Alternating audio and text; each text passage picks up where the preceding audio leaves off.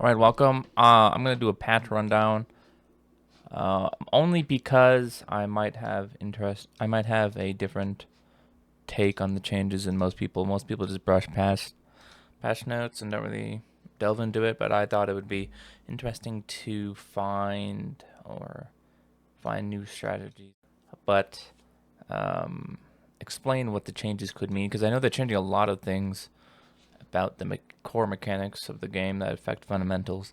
So let's get right into it. Is Noxus? Welcome to Noxus in 20. It's 2025, and we're starting it off strong with our first theme season. Noxus coming with it. We have a good amount of big changes, like a quite a paint for the map, a new epic monster named Atakhan, and a new system called Feats of Strength. We've also got some smaller changes like a teleport revamp, minion adjustments, which is the fundamental change, and a few usual balance gameplays or changes. We also have like fearless draft. Interesting. That's actually quite interesting. How are they gonna implement that into the rank system? That's the system they used in the 2024 Worlds, by the way. The one that SKT won. Multiplayer practice tool. Don't know what that exactly means. And a brand new queue called Swift Play. What is that like? That just seems like quick play to me, but alas, I'll let them explain. Thanks for coming Noxus with us, and we'll see you in the Rift. Good luck with your climbs. Not the patch notes you need, but okay. Okay, so if you didn't watch the Noxus cinematic, I highly recommend you do it because it has Katarina in it, and not only that, which is hot as fuck. But anyway, it has Darius and Trundle like literally punching each other to death.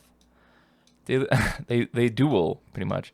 It is like a quintessential top laner experience in a cinematic. It's actually quite cool. I highly recommend it. And it also has like arcane lore in it. How do I? Oh, perfect. See, this is the skin, which she looks super dope, super sexy. I don't know why they Samira. She wasn't in the cinematic, but she is one of the, I guess you would call Coomer champions. Radiant Serpent set. A lot of these weren't even in the cinematic. Vlad was in the cinematic, but that's not Vlad. That was Vlad. This is the Vlad skin in the cinematic. Interesting. So was Elise, by the way. She was fighting Katarina. Fearless Draft. Our Tier 1 leagues around the world are moving to Fearless Draft format for the first professional split of the year. Fearless Draft is a restriction in best of 3 and best of 5 matches, where champions cannot be picked more than once in a series, regardless of the team that picked them. For example, if a team picks Zion, he'll be... Is this like Clash? I don't think we should have had Clash.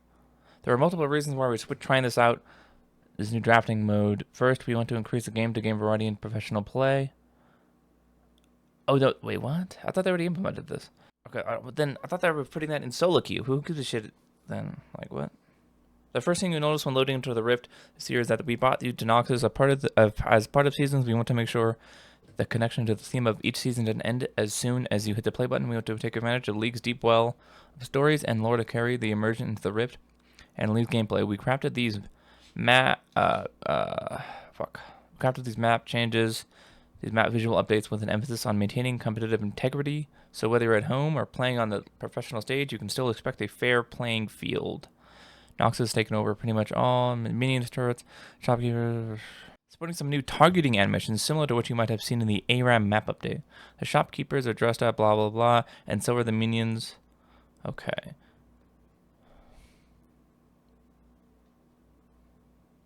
Okay, so they didn't change the rivers, but lanes, red buff areas are different. Okay. And they remain through Season 1 with another New Jersey Season 2. New monster, Atakhan. Well, he looks kind of gnarly. This season, we're adding an entirely new epic monster to the Rift, introducing Atakhan, an ancient demon of bloodshed and violence. Atakhan spawns at 20 minutes and can appear in the river close to either top or bottom lane. Huh, so I'm wondering if people are going to trade this monster for Baron. I can see that developing. If this monster is good enough, is it good enough to trade a Baron for it? I doubt it, but we never know. But it seems to be like a black rose type thing because he has the rose in his hand or whatever the fuck that is. Okay, which side he spawns on depends on which team has more champion damage. Interesting. Very intriguing. So he spawns in the jungle of the enemy team. Okay. Pit will spawn with 2 permanent walls. Where is it spawning, though? In the river close to either top or bottom lane. Weird.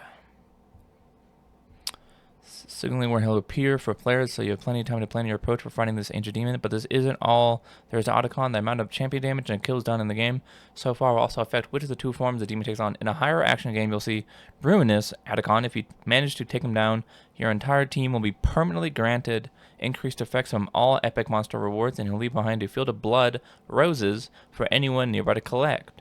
What are blood roses?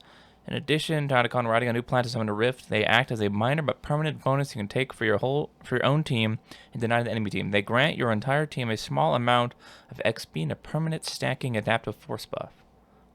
Blood roses can spawn before 20 minutes and do so around areas where champions have died or around Otacon's spawn location, in addition to as a reward for killing Ruinous Otacon. In a lower action game, we'll see Ferocious Otacon, and if you manage to take him down, your entire team will be granted a temporary one-time death mitigation buff. What the fuck? Acting similar to Guardian Angel. Holy shit. What? He'll also be able to teleport back to base instantly. And a gold increase permanent from champion takedowns. Each champion takedown will be worth more gold. Whoa. Upon taking down Ferocious Otacon, the team that slayed him receives the permanent 40 gold bonus to any champion takedown for the rest of the game, and a one-time death mitigation for the next 150 seconds. If they would die, they would go into safe state for 2 seconds and return to base. Holy shit. The killer, when this happens, the would-be killer instead gains 100 gold and 1 blood petal for their entire team. Upon taking down Ruinous Otacon, the team that slayed him receives 20% increase to all epic monster rewards for the rest of the game. So this is the other version of the monster. Only one version will have it. So interesting. So like you get 20% more gold from all epic monsters on this version of the monster, of this buff guy, including rewards already earned like prior dragon stacks. Wait, what? It applies to dragon passives. So if instead of getting 2.5%, you'll get like 3%. Whoa. Including in 6 bloody petals. I don't know what the petals do yet. Each petal gives the player that picked it up teams 25 XP, increasing by up to 100% based on their KDA. Buffing a lower KDA offering more experience, and 1 to 0.33 adaptive force. So basically, if you're a feeding little shitter and you get this Otacon buff, you will basically just get rewarded for existing. Lit. Unironically, so good for climbing out of Pislow. Petals can be gained, well, not for you as the shitter, but as the person trying to carry. So if you stall the game longer, you don't have to stall it as much. Petals can be gained primarily through hitting a blood rose, which drops 6 petals, while a small one drops 3. Although they can be obtained through other ways. It says they drop it and say where. I'm guessing in the river. With Otacon, we wanted to create an important gameplay objective. Have players to participate in shaping the story unique to each game at Summoner's Rift. Both teams' actions, their choices to fight or not, and where and when they do, will determine Otacon's location and form. Our goal for this is to ultimately let players actively create more variation to each game of the league.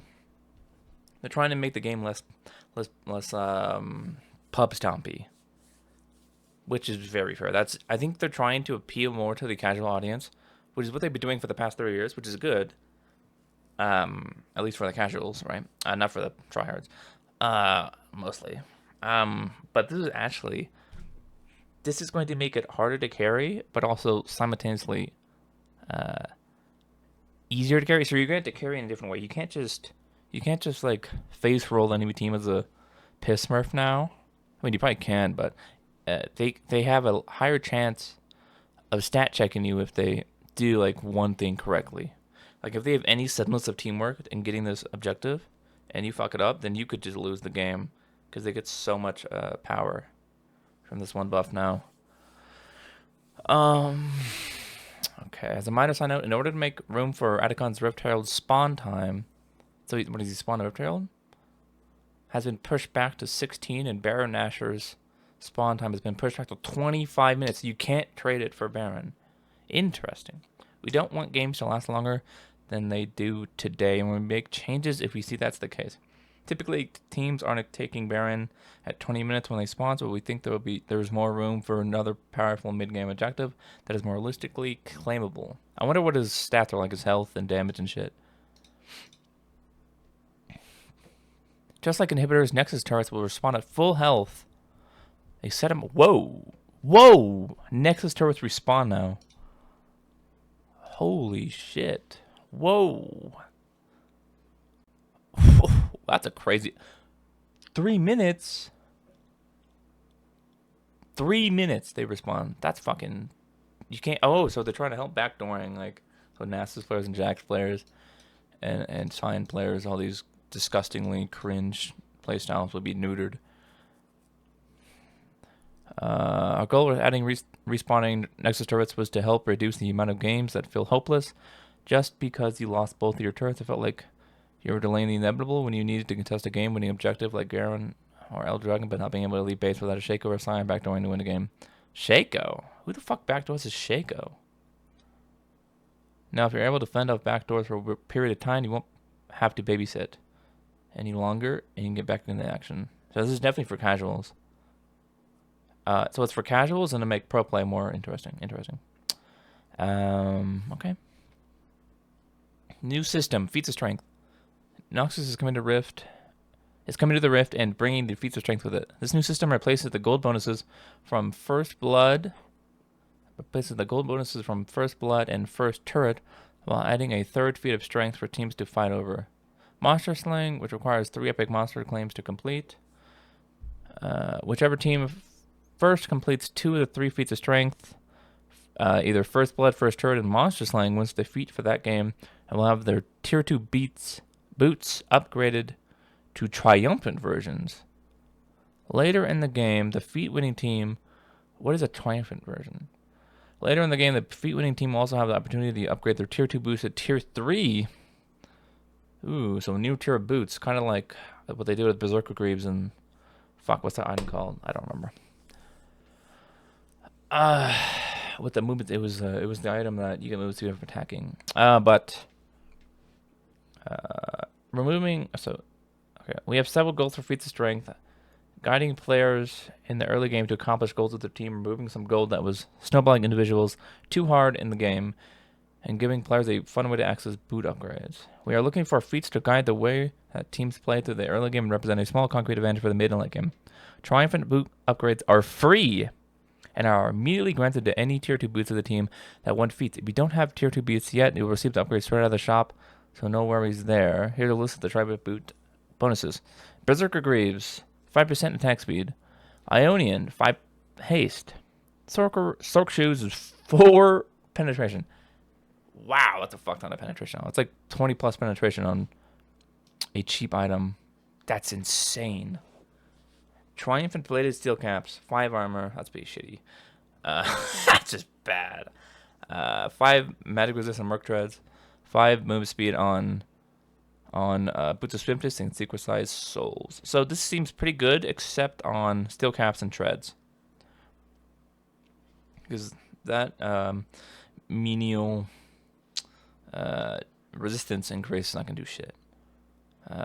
Gunmetal Greaves. Berserker Greaves upgrade. What the fuck is this? So this is different from... Oh, this is if you get the feats. Oh. Worth 750 gold, 10% attack speed, 5 flat movement speed. Upon attacking the champion, gain 15% for melee and 10% for range movement speed over 10 seconds. Over 2 seconds, sorry. Wow, holy shit. Crimson Lucidity. Upon damaging an enemy with a spell, using a summoner spell or buffing an ally with a spell, gain 10% movement speed for 4 seconds, 8% for range. Spell Slinger Shoes, 10% magic penetration. Holy shit. Holy fucking shit. Holy shit. You get like 22 flat pen and then 10% magic pen. Holy shit. That's disgusting. Armored Advance. I mean, mages are going to be disgusting now. At least for against squishies. Armored Advance. After taking physical damage from a champion, gain a... just gain a shield. Gain a shield. Gain a flat bonus shield up to 140 plus 4% of your maximum health. With a 12-second cooldown. So basically Cyan W. On 12-second cooldown. Interesting. And then Mercury Treads. Chain Laced. After taking magic damage from a champion, you get a magic shield for 4% of your maximum health. For 4 seconds. Oh, I like that. I like that a lot, actually. This makes... Huh. I wonder if this would work with my Bruiser's Ire build. Huh. Because that's one of the main reasons, or like one of the main drawbacks, is... Yeah, okay. Yeah, actually, this is bad. Swift March. Increase your total movement speed. This is swiftness, by the way. Increase your movement speed by 4% with an additional 10 flat. This multiplies all other forms of movement speed. This is multiplicative with other percentage movement bonuses. Oh, wow. Making it much more powerful than a standard movement speed increase. So, it's not only your base movement speed, but bonus movement speed. And it adds 4% to all of that. That's pretty good. Synchronized Souls upgrade. 10 flat movement speed. Well, out of combat, increase your total movement speed by 10%. And this is the same as the swiftness, meaning it applies to bonus and flat. Interesting. And base, rather. Cassie Pekanaba Boots. Instead, her passive is upgraded from Serpentine Grace to Triumphant Serpentine Grace. And she gets 6 movement speed per level. Wow. Instead of 4. She's going to be zooming. Okay. Teleport. Teleport has gotten more powerful as player skill and knowledge have increased over time. It doesn't have a clear weakness. As a winning player in a lane uses it to push their advantage, and the losing player relies on it as a fallback, while both also benefit from the ability to move across the map within a few seconds. In its current state, Teleport significantly stifles action in lanes, so its low cost as a reset button, but we think more of its power should be in its later use. Should be in its later uses that provide map impact and benefits solo lane influence on the rest of the game. As of this patch, Teleport will no longer instantly blink the champion after its channel. What does that mean, blink? What does that mean? What? It isn't blink. What does that mean? I've never noticed it. Like, what does that mean, blink?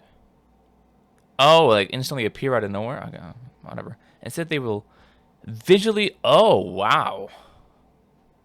Oh, wow. Oh, wow. Instead, they will visually travel across the minimap with Teleport moving slower and Unleash Teleport moving much quicker. So you get the 4-second channel, plus you get the movement. Then you get, like, I'm guessing another... Yeah, you get another 4 seconds. Oh, wow. Unleash Teleport is 4 seconds to the destination, while as Unreleased Teleport is 8 seconds back to lane. Holy shit. Oh, wow. That's... Whoo.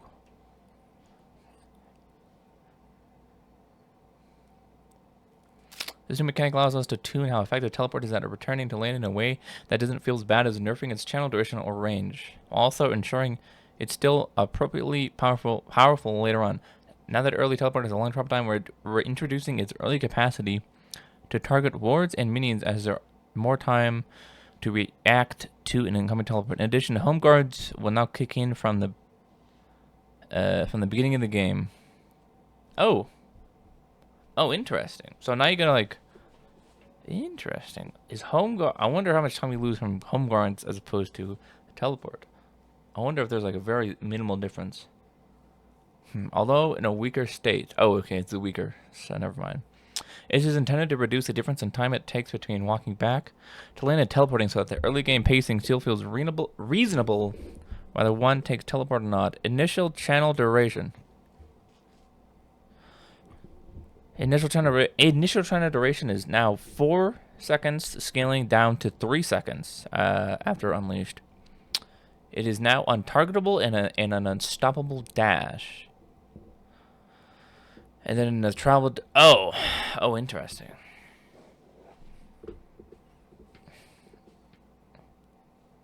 Okay, it says always 4 seconds, but it says 8 seconds depending on travel distance. So that... I'm guessing that means it takes 4 seconds to get to lane, to the top turret. And then anything after that could enter. So if you teleport to the enemy Nexus, they now have 12 seconds to react to you. You teleport to enemy Nexus from your Nexus. Travel speed 1000, but will go faster. Total travel time would take over 8 seconds. Okay. The cooldown has lost 60 seconds now. So it is buffed a little bit. And then unleashed teleport travel speed is now it will be 4,500. 4,500 units. What a second. Unleashed teleport cooldown. Oh, and wow, the cooldown gets even lower. It loses an additional 60 seconds upon becoming unleashed. So the cooldown would be 240 seconds at level 18. Holy shit. Yeah, so they're giving it an additional second of movement speed. So they're keeping the movement speed and everything. Okay, on to lane minions. We're changing some underlying minion and turret rules to make early game landing less punishing in the worst cases. We want more matchups to feel playable in the very early game, as optimal play can create situations where the disadvantaged lane has no winning moves. Simply waiting to get tower dove on the third wave while hiding under a tower that isn't perfect strongly enough. Yep, I feel that. As a Zai player, that happens quite frequently. The dilemma, which I explained in a previous video, actually my most recent, in some matchups, is if you don't shove early on and you don't prevent certain matchups from getting level 2 first, then you will lose lane because they will just shit on you, poke you, what have you, and they'll stack a wave, and then you'll get dived and lose lane rather. Well, you already lost lane, but you will definitely lose lane. So to counter that, you try to get you push early, because she does have quite good pushing power. But the problem with that is you can get ganked very early on, like at 2 minutes and 40 seconds. So if this makes not having to do that viable, then that is quite good. First up, mini waves will now clear each other more quickly, so that actually reduces roam timers. So this will actually help with roaming. So you're not getting roamed on by the mid every 2 fucking seconds. A small increase in early game HP. I don't like. Oh, a small decrease. I like that. I will hopefully will not miss minions by like 15 HP as much. Means minions will die faster, and the average size of a minion wave that reaches a turret will be smaller. Okay, so that means that you can't get as many plates now. Interesting. They're trying to slow snowballs? Like they're trying to decrease game time. Why are they decreasing snowballing? The changes in damage should make last hitting minions and their overall damage to champions and turrets feel similar to before. We're maintaining the health total of minions at around 6 minutes. So that'll at 6 minutes it will be the current health mark of minions at level 1, or 1 minute right now. As this is when some champions start to unlock one spell destruction of caster minions, but otherwise we're scaling them longer into the late game. About 10% of Summoners Rift games reach 38 minutes, so I guarantee that's all piss low. So having minions scale beyond that point, mostly in terms of health, ensures they're still able to tank for you Okay, so they're scaling the minion health more in the late game. Okay, so they're going to be harder to kill. I don't think it's going to help much, because even Baron minions, if they're like basic, they're still pretty easy to kill. Of the basic, like casters and melees, they're pretty easy to, at least relatively easy to kill compared in late game. So I don't think this is going to do much, but who knows.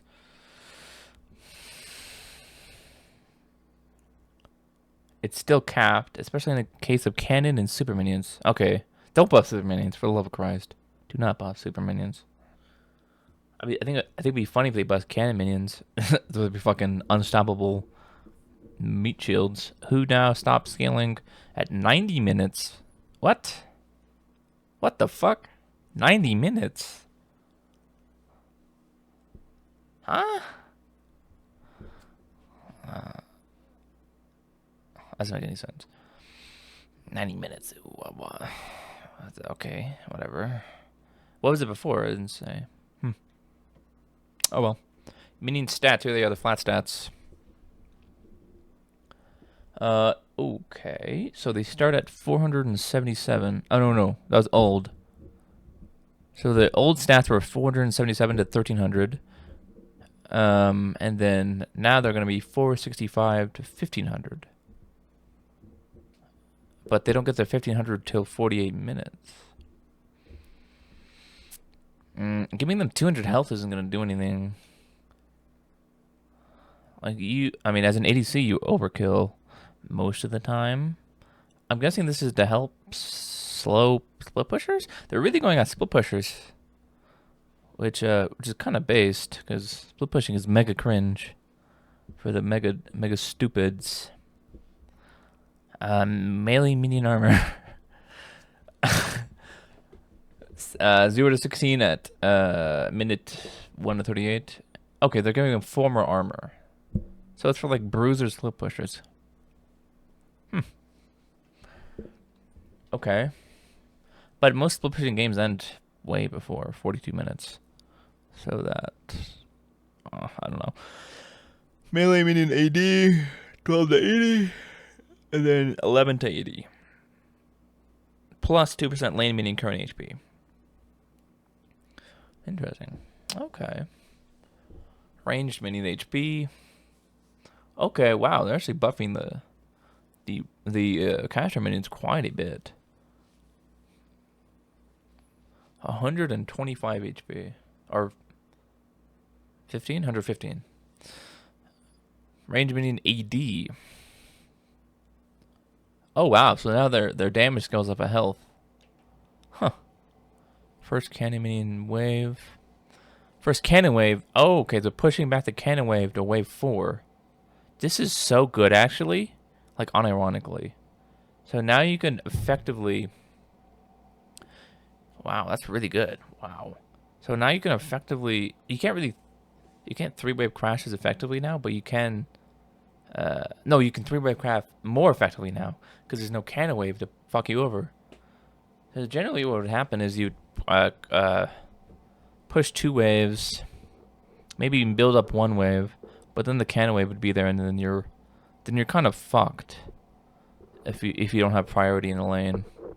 But now you could crash a lot easier now with the 3rd wave being basic, and then the 4th wave comes back, and then you can just let it push back to you, and then you just hold on to your turret until the enemy jungler goes back topside. Okay.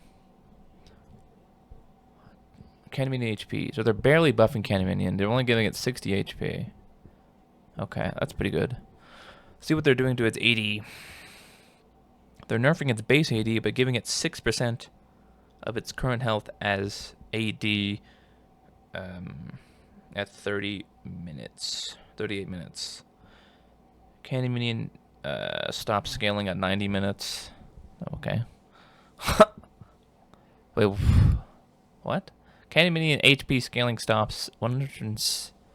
Why did it scale to 175 before? What the how long are these fucking games going? Cannon minion AD scaling stops at is from 7 days to 90 minutes. What the fuck? I'm just whatever. This is meaningless. Minion XP range. Okay, so they're giving you more XP range, so you don't get as neutered. That's really really good. Oh wow, that's really good. It makes freezing less effective, more difficult.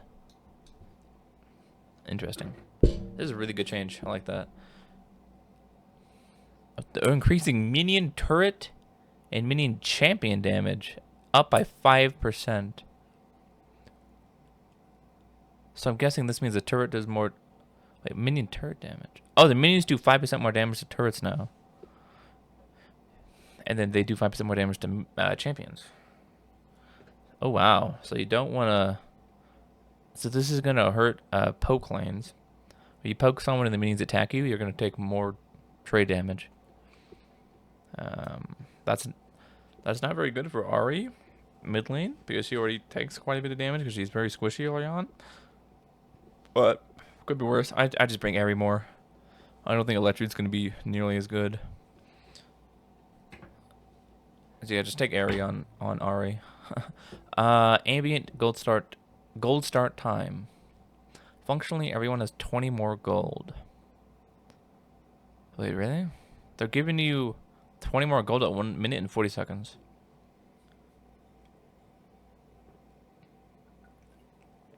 Weird. Okay, that's a little random. Okay, on the turrets. We're increasing the PvP power of turrets, raising their max damage when heated up, when ramped up, and increasing the duration they can remain in that state. Oh, okay. So you can't tank a turret for hopefully not 30 seconds as Scion or Mundo or Malphite and take 0 and still be at full HP. Making them protect ally champions more strongly in tower dive scenarios. We're also softening turret fortification. The buff that makes top and mid lane turrets take less damage early game. So that's bad. Primarily because if you lose the mid turret, you lose an incredible amount of pressure on the map. And it makes taking Dragon infinitely easier for the enemy team. And they can obviously gank you infinitely easier in the mid lane or your own jungle, because they basically can go through there uncontested. Even if top and mid lane turrets laners can't tower dive their opponents as easily, we'd like if they could strike down turrets and farm their plates for gold. They're decentralizing turret diving, like this degenerate playstyle, and increasing just smacking the turrets. They really don't like roaming. So not only do you have smaller roam timers, but they're actively disincentivizing you from roaming. If you roam on like, let's just run it because they have a Katarina skin, and her thing is like roaming. But if a Katarina roams for longer than like a minute, she's gonna lose like 2 or 3 waves, and her lane is probably gonna get like 3 plates now. And if she doesn't get like double kill, damn. So they're trying to like, interesting. They're trying to make you like get good essentially in lane. Heat damage amp. They're giving it essentially. They're giving it 10% more damage per attack, up to 50%. Oh, sorry, they're giving it 10% overall damage at max charge. Wait, no, I'm stupid. What the fuck? This is confusing how they wrote this. What? Okay, so they give you 30% max damage from turrets at max charge. And it takes how many stacks? 3 stacks. So after 3 turret shots, you'll take max damage. You'll take 30% more damage at 3 turret shots. Okay. I don't know why they worded it like that. It's a little... Heat duration, 3 to 5 seconds. Oh, wow. So now lost 5 seconds. So if you have dot damage, you're cooked. You're cooked.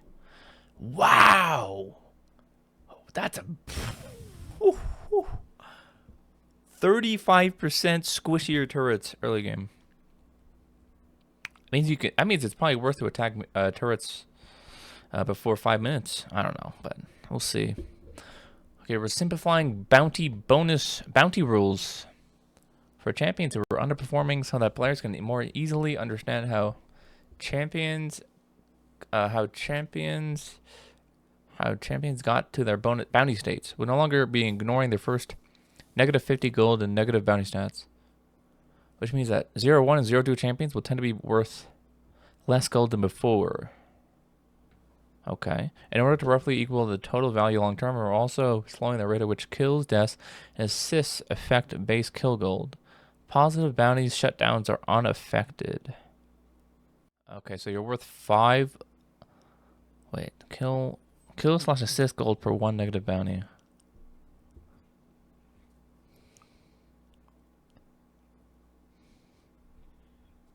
Okay, you're worth wait, we're slowing that. Okay, so they're removing 1 gold per. Oh, they're making you gold. They're making you gain your gold value back faster via 1 gold per kill participation. Okay. A lot of talking. Jeez. Swift play is coming in League of Legends in select regions with patch 2025 season 11. Swift play is a faster way to experience authentic Summoner's Rift gameplay that focused on letting all 10 players experience the champion's fantasy within a game of league with the same skill tests, but doesn't punch early game disadvantages nearly as hard. This means making sure everyone gets a chance for the champion to lane, teamfight scale, and test the champion's limits. Check out the Swift play dev blog for more examples or details. The initial release quick play has been replaced. Ooh. All queues of co-op versus AI have been updated with the game. Okay, with the game rules of Swift play, and they don't explain what the fuck it is. Swift play will be a fast way to experience.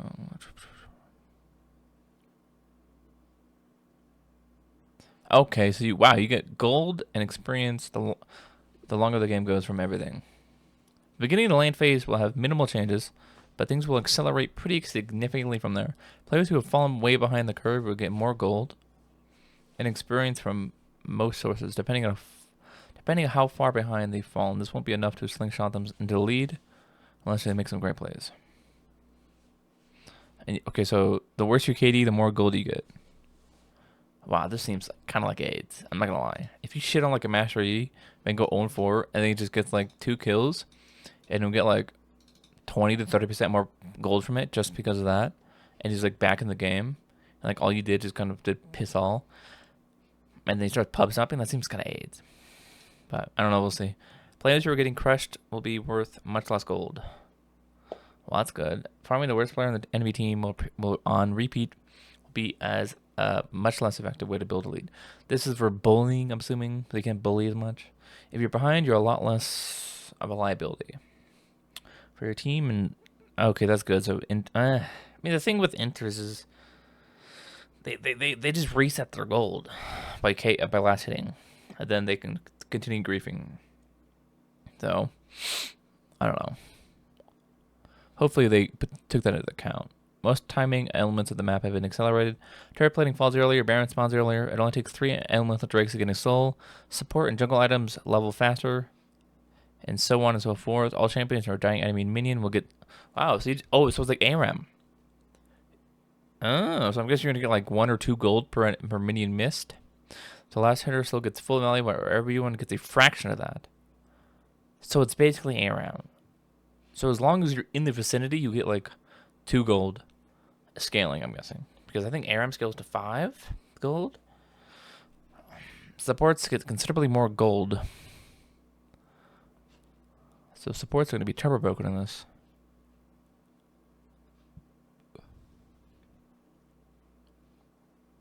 Oh, okay, never mind. They buffing the price of their item, or nerfing. Oh, they're increasing the price of the items, but increasing the stats as well. Huh. Oh, that seems like it's gonna be shit. I don't know. I mean, this could either be really, really good or really, really fucking broken. I think it's gonna be fun though, especially on Zaya. You just get past the early game, which is the one part of the game that's like aids to play on her. That should be so good. It's like kind of that's why I play Nexus list so much, because it just kind of ignored the early game. For the initial trial beginning, we'll plan to replace quick play with swift play in order to help maintain Q health. After all, no one likes to be stuck in queue for a long time, so if you've been a quick play aficionado, we're hoping you'll find a place. Who the fucking plays quick play like that?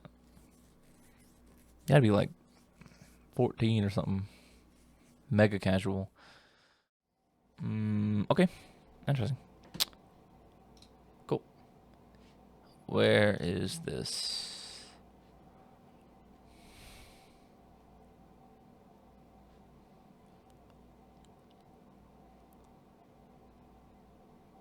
Okay, now we're on the champions. I'm going to stop this recording here.